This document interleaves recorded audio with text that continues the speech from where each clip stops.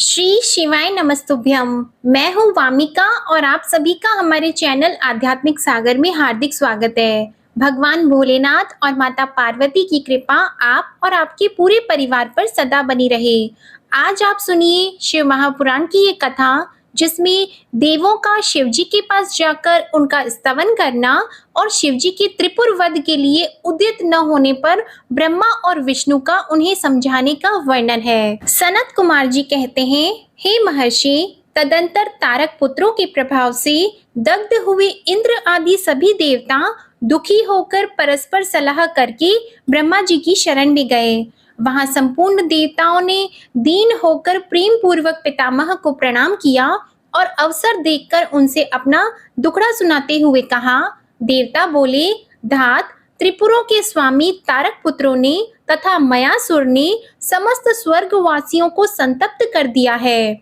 ब्रह्मा जी, इसलिए हम लोग दुखी होकर आपकी शरण में आए हैं। आप उनके वध का कोई उपाय कीजिए, जिससे हम लोग सुख से रह सकें। तब ब्रह्मा जी ने कहा, देवगणों, तुम्हें उन दानवों से विशेष भय नहीं करना चाहिए। मैं उनके वध का उपाय बताता हूँ। भगवान शिव तुम्हारा कल्याण करेंगे। मैंने ही इन दैत्यों को बढ़ाया है, अतः मेरे हाथों इनका वध होना उचित नहीं है। साथ ही त्रिपुर में इनका पुण्य भी वृद्धिगत होता रहेगा।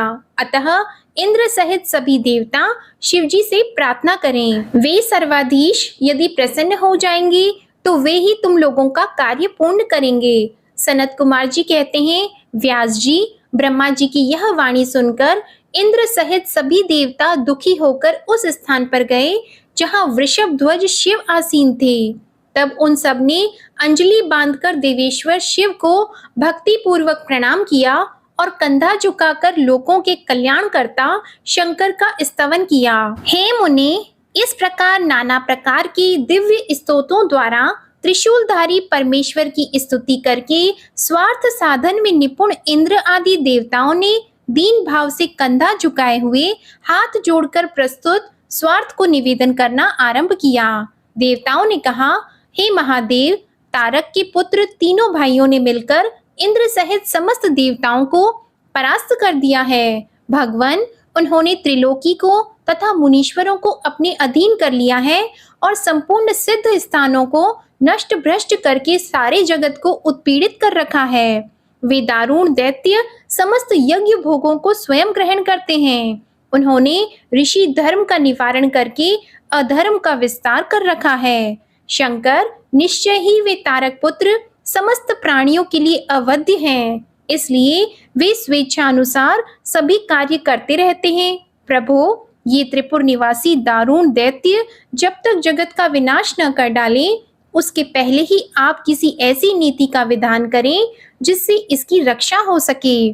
सनत कुमार जी कहते हैं, मुने, यौ भाषण करते हुए उन स्वर्गवासी इंद्र आदि देवों की बात सुनकर शिवजी उत्तर देते हुए बोले। शिवजी ने कहा, देवगण, इस समय वे त्रिपुराधीश महान पुण्य कार्यों में लगे हुए हैं और ऐसा नियम है कि जो पुण्यात्मा हो उस पर विद्वानों को किसी प्रकार भी प्रहार नहीं करना चाहिए। मैं देवताओं के सारे महान कष्टों को जानता हूँ, फिर भी वे दैत्य बड़े प्रबल हैं, अतः देवता और असुर मिलकर भी उनका वध नहीं कर सकते।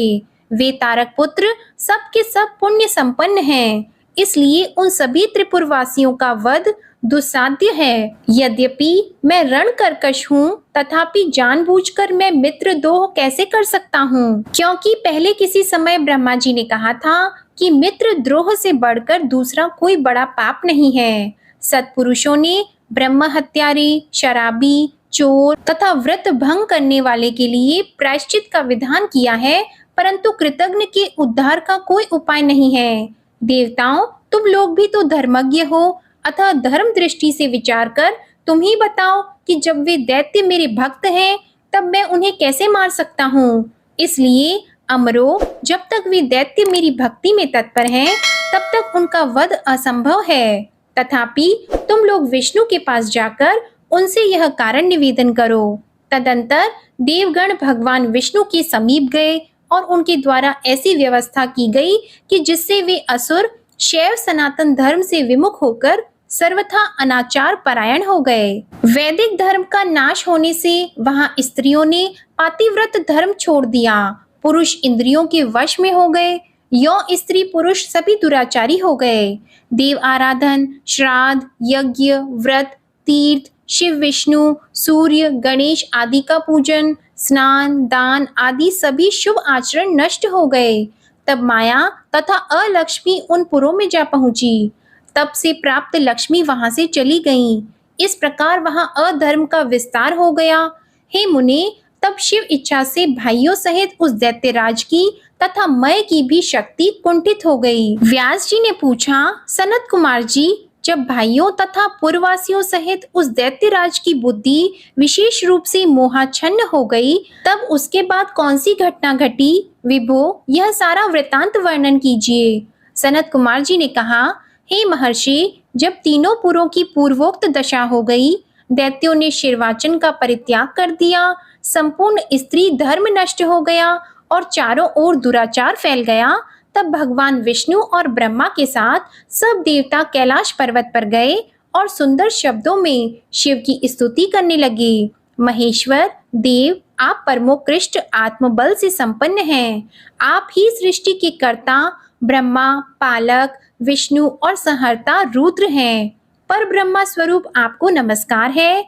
यौ महादेव जी का स्तवन करके देवों ने उन्हें साष्टांग प्रणाम किया। फिर भगवान विष्णु ने जल में खड़े होकर अपने स्वामी परमेश्वर का मन ही मन स्मरण करके तन्मय होकर दक्षिणा मूर्ति के द्वारा प्रकटित रुद्र मंत्र का 1.5 करोड़ की संख्या तक जप किया। तब तक सभी देवता उन महेश्वर में मन लगाकर यों उनकी स्तुति करते रहे। देवों ने कहा, प्रभु, आप समस्त प्राणियों के आत्मस्वरूप, कल्याणकर्ता और भक्तों की पीड़ा हरने वाले हैं। आपके गले में नीला चिन्ह है, जिससे आप नीलकंठ कहलाते हैं। आप चिद रूप एवं प्रचेता हैं। आप रुद्र को हमारा प्रणाम है। असुर निकंदन, आप ही हमारी सारी आपत्तियों के निवारण करने वाले हैं। अतः सदा से आप ही हमारी गति है और आप ही सर्वदा हम लोगों के वंदनीय हैं। आप सबके आदि हैं और आप ही अनादि भी हैं। आप ही आनंद स्वरूप, अव्यय, प्रभु, प्रकृति पुरुष के भी साक्षात श्रेष्ठा और जगदीश्वर हैं। आप ही रजोगुण, सत्वगुण और तमोगुण के आश्रय से ब्रह्मा, विष्णु और रुद्र होकर जगत के कर्ता, भर्ता और संहारक बनते हैं। आप ही इस भव सागर से तारने वाले हैं। आप समस्त प्राणियों के स्वामी, अविनाशी, वरदाता, वांगमय स्वरूप, वेद प्रतिपाद्य और वाच्य वाचकता से रहित हैं। योगवेत्ता योगी आप ईशान से मुक्ति की याचना करते हैं। आप योगियों के हृदय कमल की कर्णिका पर विराजमान रहते हैं। वेद और संत जन कहते हैं कि आप पर ब्रह्मा स्वरूप, तत्व रूप, तेजो राशि और परात्पर हैं। हे शिवे, आप सर्वव्यापी, सर्वात्मा और त्रिलोकी के अधिपति हैं। भव, इस जगत में जिसे परमात्मा कहा जाता है, वह आप ही हैं। जगत गुरु, इस जगत में जिसे देखने, सुनने और स्तवन करने तथा जानने योग्य बताया जाता है और जो अणु से भी सूक्ष्म तथा महान से भी महान है, वह आप ही हैं। आप चारों ओर हाथ, पैर, नेत्र, सिर, मुख, कान और नाक वाले हैं, अतः आपको चारों ओर से नमस्कार है। सर्वव्यापिन आप सर्वज्ञ, सर्वेश्वर, अनावृत और विश्व रूप हैं। आप विरूपाक्ष को सब ओर से अभिवादन है।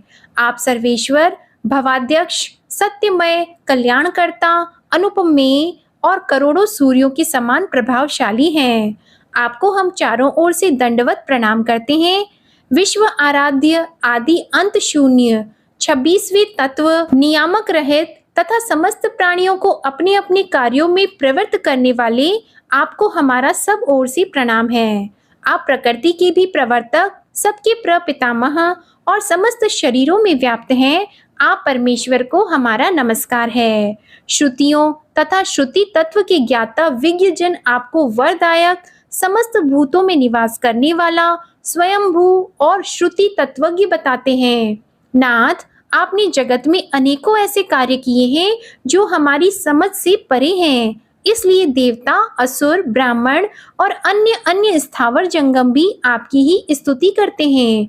शंभो, त्रिपुरवासी दैत्यों ने हमें प्रायः नष्ट सा कर डाला है, अतः आप शीघ्र ही उन असुरों का विनाश करके हमारी रक्षा कीजिए, क्योंकि देव वल्लभ हम देवों के एकमात्र आप ही गति हैं।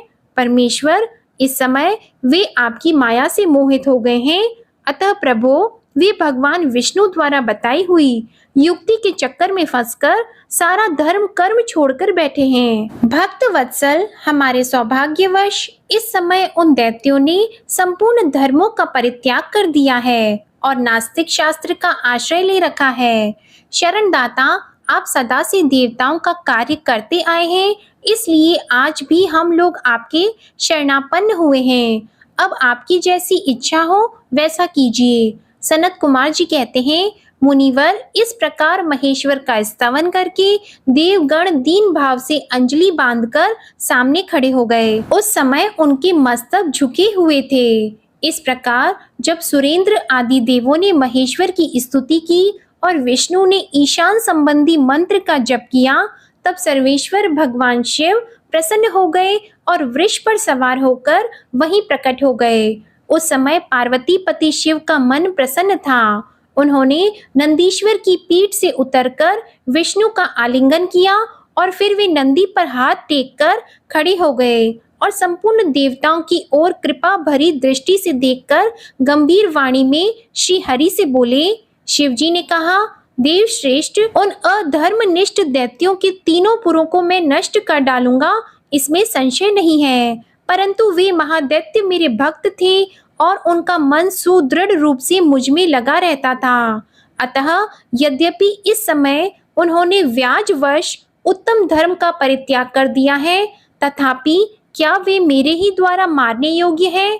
इसलिए जिन्होंने त्रिपुरवासी सारे दैत्यों को धर्म भ्रष्ट करके मेरी भक्ति से विमुख कर दिया है, वे विष्णु अथवा अन्य कोई ही उन्हें क्यों नहीं मारते? मुनीश्वर, शंभु के ये वचन सुनकर उन समस्त देवताओं का तथा श्री हरि का भी मन उदास हो गया।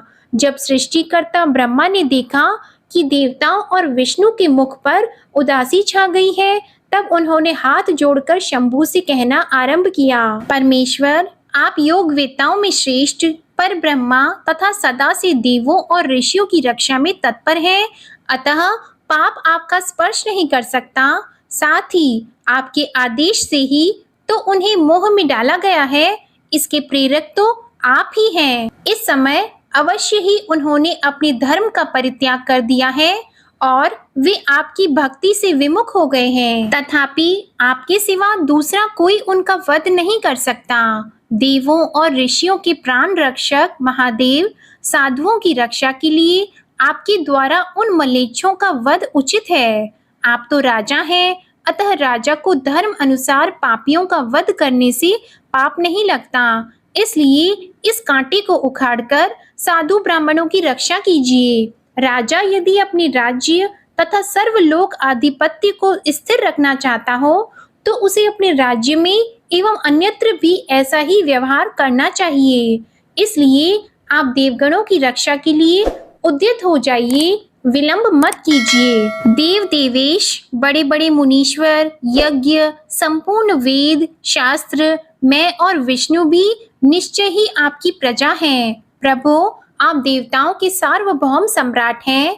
ये श्री हरि आदि देवगण तथा सारा जगत आपका ही कुटुंब है। अजन्मा देव श्री हरि आपके युवराज हैं और मैं ब्रह्मा आपका पुरोहित हूँ तथा आपकी आज्ञा का पालन करने वाले इंद्र राज कार्य संभालने वाले मंत्री हैं। सर्वेश, अन्य देवता भी आपके शासन के नियंत्रण में रहकर सदा अपने अपने कार्य में तत्पर रहते हैं, यह बिल्कुल सत्य है। सनत कुमार जी कहते हैं, व्यास जी, ब्रह्मा जी की यह बात सुनकर सुरपालक परमेश्वर शिव का मन प्रसन्न हो गया। तब उन्होंने ब्रह्मा जी से कहा। शिव जी बोले, ब्रह्मा, यदि आप मुझे देवताओं का सम्राट बता रहे हैं, तो मेरे पास उस पद के योग्य कोई ऐसी सामग्री तो है नहीं जिससे मैं उस पद को ग्रहण कर सकूं, क्योंकि न तो मेरे पास कोई महान दिव्य रथ है, न उसके उपयुक्त सारथी है और न संग्राम में विजय दिलाने वाले वैसे धनुष बाण ही हैं कि जिन्हें लेकर मैं मनोयोग पूर्वक संग्राम में उन प्रबल दैत्यों का वध कर सकूं। यों कहकर वे चुप हो गए, परंतु शिवजी को शीघ्र प्रस्तुत होते न देखकर समस्त देवता, कश्यप आदि ऋषि अत्यंत व्याकुल तथा दुखी हो गए। तब भगवान हरि ने उनसे कहा। भगवान विष्णु बोले, देवों तथा मुनियों, तुम लोग क्यों दुखी हो रहे हो? तुम्हें अपने सारे दुख का परित्याग कर देना चाहिए। अब तुम सब लोग आदर पूर्वक मेरी बात सुनो। देवगण, तुम ही लोग विचार करो कि महान पुरुषों की आराधना सुख साध्य नहीं होती। मैंने ऐसा सुना है कि महद आराधन में पहले महान कष्ट झेलना पड़ता है, पीछे भक्त की दृढ़ता देखकर इष्ट देव अवश्य प्रसन्न होते हैं। परंतु शिव तो समस्त गणों के अध्यक्ष तथा परमेश्वर हैं। ये तो आशुतोष ही ठहरे। अतः पहले ओम का उच्चारण करके फिर नमः का प्रयोग करें, फिर शिवाय कहकर 2 बार शुभम का उच्चारण करें। उसके बाद 2 बार कुरु का प्रयोग करके फिर शिवाय नमः ओम जोड़ दें। ऐसा करने से ओम नमः शिवाय शुभम शुभम कुरु कुरु शिवाय नमः ओम यह मंत्र बनता है।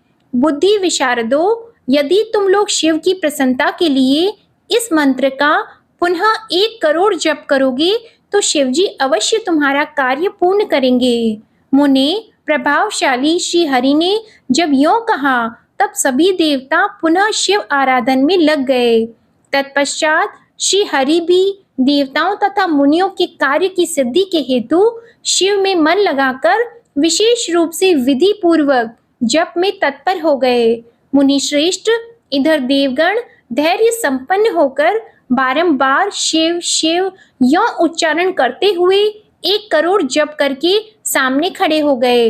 इसी समय स्वयं साक्षात शिव पूर्वोक्त स्वरूप धारण करके प्रकट हो गए और यों कहने लगे। श्री शिवजी बोले, हरे ब्रह्मा, देवगण तथा उत्तम व्रत का पालन करने वाले मुनियों, मैं तुम लोगों के इस जप से प्रसन्न हो गया हूँ। अतः अब तुम लोग अपना मनोवांछित वर मांग लो। देवताओं ने कहा, देवादिदेव कल्याणकर्ता जगदीश्वर, यदि आप हम पर प्रसन्न हैं तो देवों की विकलता का विचार करके शीघ्र ही त्रिपुर का संहार कर दीजिए। परमेश्वर, आप दीन बंधु तथा कृपा की खान हैं। आपने ही सदा से हम देवताओं की बारंबार विपत्तियों से रक्षा की है, अतः इस समय भी आप हमारी रक्षा कीजिए। सनत कुमार जी कहते हैं, तब ब्रह्मा और विष्णु सहित देवों की यह बात सुनकर शिवजी मन ही मन प्रसन्न हुए और पुनः इस प्रकार बोले।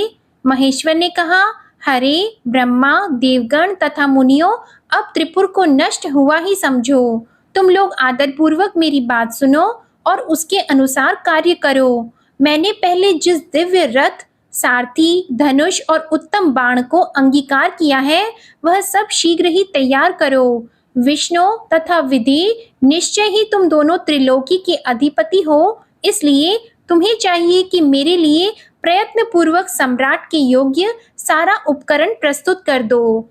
तुम दोनों सृष्टि के सृजन और पालन कार्य में नियुक्त हो, अतः त्रिपुर को नष्ट हुआ समझकर देवताओं की सहायता के लिए यह कार्य अवश्य करो। यह शुभ मंत्र जिसका तुम लोगों ने जप किया है, महान पुण्यमय तथा मुझे प्रसन्न करने वाला है। यह भुक्ति मुक्ति का दाता, संपूर्ण कामनाओं का पूरक और शिव भक्तों के लिए आनंदप्रद है। यह स्वर्गकामी पुरुषों के लिए धन, यश और आयु की वृद्धि करने वाला है। यह निष्काम के लिए मोक्ष तथा साधन करने वाले पुरुषों के लिए भुक्ति मुक्ति का साधक है। जो मनुष्य पवित्र होकर सदा इस मंत्र का कीर्तन करता है, सुनता है अथवा दूसरों को सुनाता है, उसकी सारी अभिलाषाएं पूर्ण हो जाती हैं। सनत कुमार जी कहते हैं, मुनि, परमात्मा शिव की यह बात सुनकर सभी देवता परम प्रसन्न हुए और ब्रह्मा तथा विष्णु को तो विशेष आनंद प्राप्त हुआ। उस समय विश्वकर्मा ने शिव के आज्ञा अनुसार विश्व के हित के लिए एक सर्वदेवमय तथा परम शोभन दिव्य रथ का निर्माण किया। ओम नमः शिवाय। आज की कथा समाप्त होती है। आशा करती हूँ आपको आज की कथा पसंद आई होगी। अगर पसंद आई हो तो वीडियो को लाइक करें, शेयर करें और कमेंट में भगवान भोलेनाथ की जय लिखना मत भूलिएगा। हमारे चैनल आध्यात्मिक सागर को अगर अभी तक सब्सक्राइब नहीं किया है तो चैनल को सब्सक्राइब करें और बेल आइकन भी दबाएं। धन्यवाद।